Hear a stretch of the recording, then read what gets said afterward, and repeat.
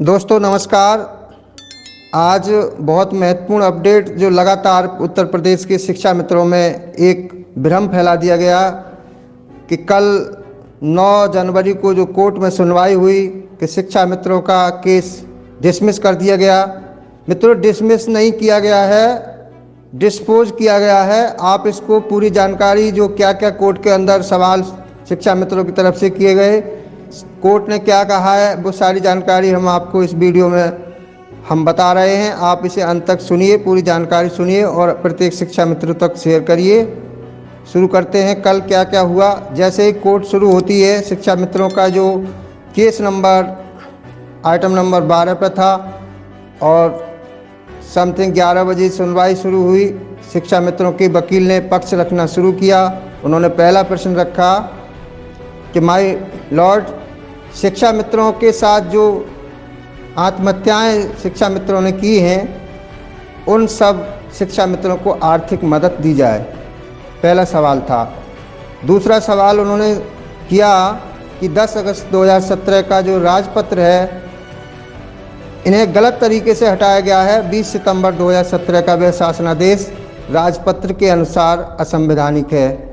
तीसरा प्रश्न, वकील साहब ने कहा कि जब हिमाचल प्रदेश के जजमेंट पर बोलना शुरू किया और कहा कि आरटी एक्ट को थोपने पर शिक्षा मित्रों को सहायक अध्यापक बनाया जाए, जैसे कि हिमाचल प्रदेश में बनाया गया है, हिमाचल प्रदेश की तरह इनको रिलीफ दी जाए।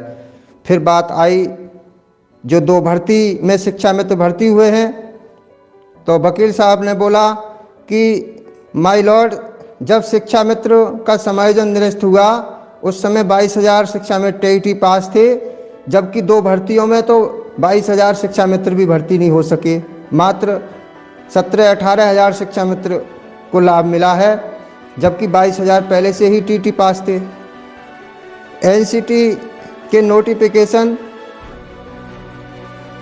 निकालकर सन 2000 से पहले जो बीटीसी पास थे उनको जैसे अयोग्य घोषित किया गया। जैसे एनसीटी ने जिस तरह एक नोटिफिकेशन निकाल के सन 2000 से पहले जो बीटीसी पास अभ्यर्थी थे उनको अयोग्य घोषित किया, ठीक उसी प्रकार एनसीटी ने आरटी एक्ट बनाकर आप सब शिक्षा मित्रों को अयोग्य कहने का काम किया।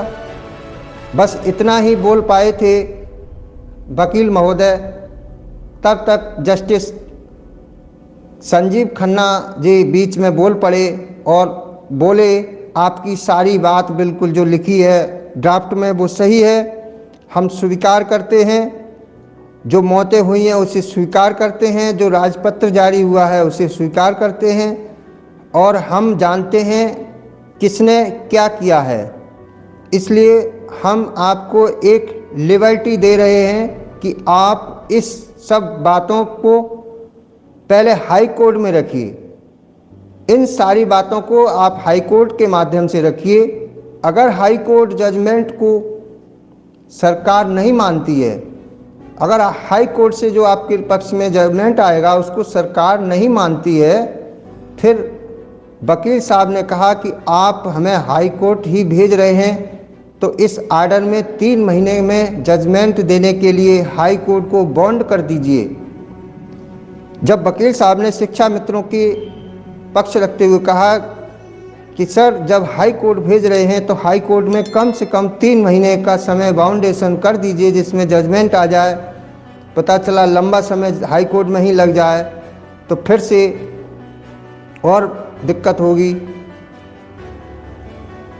तब कोर्ट ने कहा पहले आप हाई कोर्ट में जाकर फाइल तो करिए, अगर हाई कोर्ट लेट करती है तो फिर हम सुप्रीम कोर्ट में डायरेक्शन देने को बोल।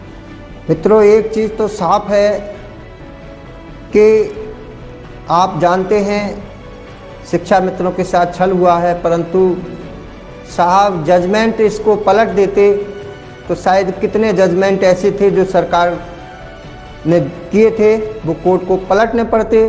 जैसे 68,500 भर्ती हुए, 69,000 भर्ती हुए, तो कोर्ट और सरकार दोनों को किसी पर फर्क ना पड़े, शिक्षा मित्रों का काम हो, इसको लेकर के शिक्षा मित्रों के लिए सुप्रीम कोर्ट ने एक लिबर्टी देकर पहली बात ये क्लियर कर दी है कि सरकार हाई कोर्ट से जो भी जजमेंट आएगा उसको मान लेगी। सरकार किसी भी कीमत पर सुप्रीम कोर्ट में नहीं जाएगी।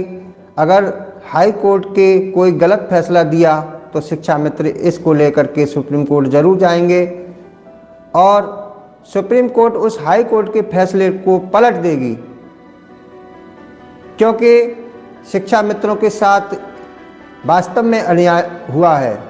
इसलिए आप सब समझ लो कि जो भी व्यक्ति खुद ये समझ रहा है कि शिक्षा मित्रों के साथ अन्याय हुआ है वो हर चीज़ से परिचित है। ये केस खारिज ना होना एक सबसे बड़ी बात है और इसमें न्याय तो मिलना ही चाहिए। इसको कोई खारिज नहीं कर सकता, क्योंकि इस केस को बहुत बड़ा केस है ये और बहुत काफ़ी लोगों में काफ़ी संख्या है इसमें इससे जुड़े हुए हैं। इसलिए ऐसा बेंच गठित होने से पहले चीफ जस्टिस महोदय जरूर इसमें रिलीफ देते और इस केस को संजीव बालियान जी द्वारा जो पिटिशनर हैं हाई कोर्ट की डिवीज़न बेंच में ले जाया जाएगा और हाई कोर्ट के फैसला आने पर शिक्षा मित्रों को न्याय मिलेगा और सरकार उस फैसले को मानने को मजबूर होगी। अब शेष जानकारी जो प्रमाण के साथ है ऑर्डर आने पर शाम को दी जाएगी। आप सभी से निवेदन है कि कोई भी शिक्षा मित्र हताश उदास ना हो। शिक्षा मित्रों के जो साथ अन्याय हुआ है उसको न्याय में अवश्य बदला जाएगा। धन्यवाद।